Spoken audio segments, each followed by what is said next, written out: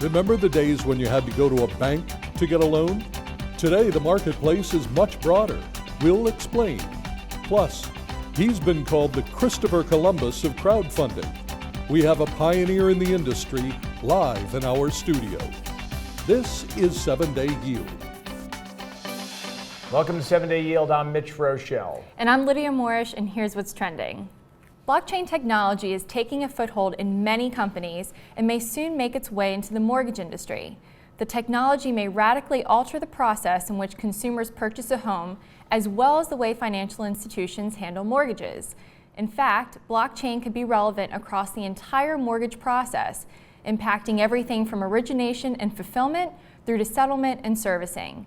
And a better process means more benefits for both borrowers and lenders. Is disrupt or be disrupted the mantra for companies these days? According to PwC's third quarter deals outlook, M&A activity is being highly influenced by concerns of boards and management that their companies aren't digital enough for today's business environment. The PwC outlook suggests we may see an uptick in M&A activity through the end of the year as companies look to acquire businesses to make themselves more digitally relevant. Has going to college created a personal debt crisis for the average American? Student loan debt now totals $1.3 trillion, surpassing auto loans and credit card debt, and second only to home mortgages. In fact, the cost of attendance at an in-state four-year public university has continued to rise at a compounded annual rate of 4%, causing tuition to nearly double in the past 2 decades. With rising tuitions and increased indebtedness, some question if a college degree is still worth it. Well, disruption is a frequent topic on 7-Day Yield. In the lending industry, marketplace lending is a growing field that is changing the way loans are made and who is making them. PwC partner Pollini explains. Peter, a term that's getting a lot of attention is marketplace lending. Can you explain what marketplace lending is? Sure. Marketplace lending is a segment really of the fintech industry that focuses on financial services.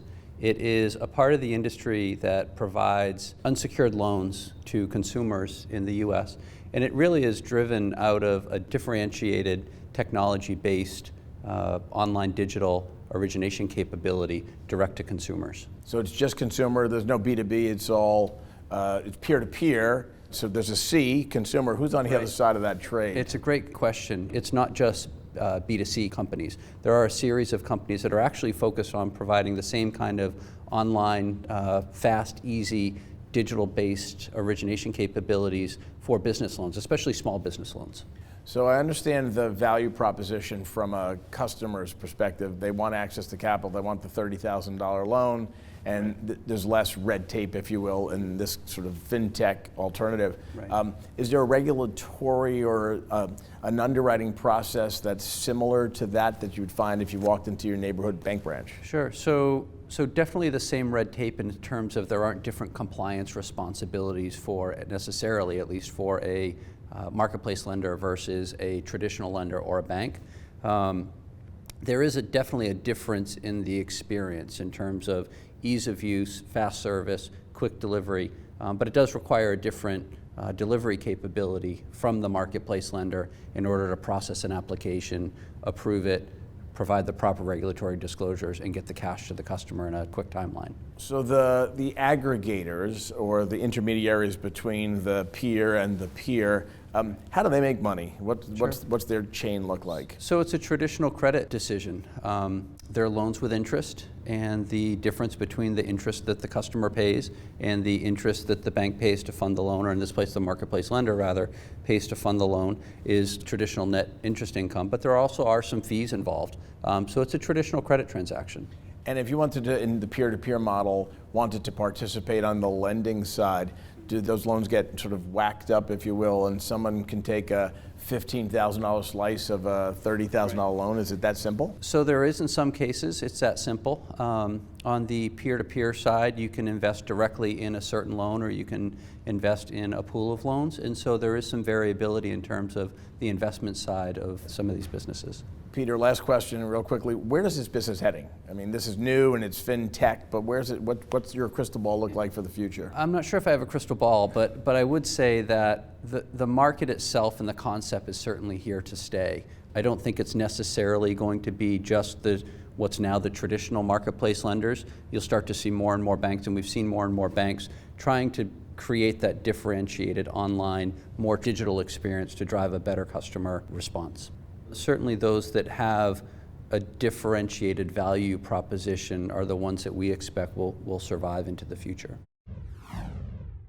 To get a little additional insight on marketplace lending, we have PwC Financial Markets Director Eliza Kwong. So Eliza, help me understand the next step, what I talked about with Peter, which is what's the governance structure like over these marketplace lending operations? That's a good question. There's not a lot of direct governance right now since it's a new product. What we've seen is that the FDIC, the OCC, and the major regulators are on a let's wait, observe, and see pattern. So they're sitting in the sidelines? They are, because there's no mandatory federal oversight at the moment. It is subject to state usury laws, so state by state, it's being governed. And I think what you're really seeing is that there's more self-regulation within the industry now. So as it continues to evolve, you have the major players who form their own associations, and they're trying to put forth their own best practices for self-regulation, which is a great start for the industry itself to grow. So how sustainable is this business model going forward? I think it depends on what you think. Is this a market shift or is this a market dislocation? Mm-hmm. One might argue that this is really a shift, that these marketplace lenders are really serving a community of borrowers that are underserved. Typically, they're going after good credits. It could be a good credit that carries a credit card balance, but that borrower doesn't want to pay a very high interest rate, but the borrower has good credit and manages to pay off its debt. One might argue that this is really cannibalizing the credit card industry. So is this something that banks should be aware of, in terms of, do they look to build out their own platforms or perhaps acquire some of these companies? So I think it's probably a combination of both. I think what we're seeing is that there's quite a few large banks developing their own in-house platforms. Mm-hmm. And then there's probably some banks that are looking to create joint ventures. And there's some other banks that may just outright acquire existing platforms. Great. Well, thank you, Eliza. Thank you. After the break, we're speaking live with an expert who has brought crowdfunding into classrooms. Stay with us. Oh, nobody loves me more than she does. I bet she's trying to figure out what I want for the holidays. Look at me, trying to give you a hint here. New chew toy, Please, a new chew toy. Oh, if only I could talk.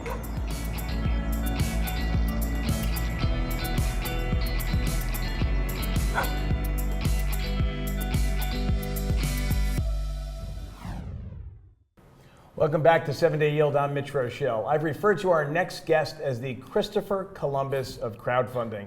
We're thrilled, he's probably blushing, we're thrilled to have Charles Best, CEO and founder of Donors Choose, here in Studio C. Welcome, Thank you Charles. for having me, Mitch. Hey, Lydia. So, Donors Choose, I didn't want to bury the lead there, but Donors Choose is more than just any old not-for-profit. So maybe you could tell us a little bit about Donors Choose and how you started from a classroom to what it is today. Absolutely. Well, I was a history teacher in the Bronx for 5 years. My colleagues and I would spend a lot of our own money on copy paper, pencils, and other school supplies. And I just figured there were people out there who would want to help teachers like us and enable us to get our students the books we wanted them to read, take them on the field trip we wanted to go on, get the art supplies we needed for an art project, if those folks could see exactly where their money was going. So with the help of my students, we created a website where public school teachers create classroom project requests, and donors can choose the projects they want to support. This was years before crowdfunding was a word, but it struck a nerve. So I read on your website that it's now part of some 600,000 plus classrooms. So I guess my question is, obviously some schools and some classrooms might need a little more love than others. How do you sort of make sure that some of those other classrooms are getting the supplies and all the things that they need if it's in the hands of the donors to choose where the resources go? There's a weighting algorithm on donorschoose.org which favors projects from especially high poverty public schools, from teachers who've never been funded before, whose projects have already been supported by a number of small donors, suggesting that it's a really compelling project, and whose projects are near the finish line. So if you're a teacher and your project fits all those criteria, it's showing up at the top of what are about 60,000 classroom project requests live on our site at any given moment. That's incredible. So you started 5 Teachers, South Bronx website. Now, if I'm right, $100 million a year of school funding. That's scalability, right? So just if you think about it in any other context, how does an organization, especially a not-for-profit, scale from 0 to 100 million? And how do you build the infrastructure to allow that ascent? A really steep learning curve and making mistakes along the way, and just being a classroom teacher, I did not have an MBA or the background to know how to do that, but thankfully I found people who were smarter than I was and who have incredible capabilities. It's been a slow grow, but we are now at this point where people are giving more than $100 million a year to classroom projects on our site. So what's next? Well, there are all sorts of ways we think we can expand our impact.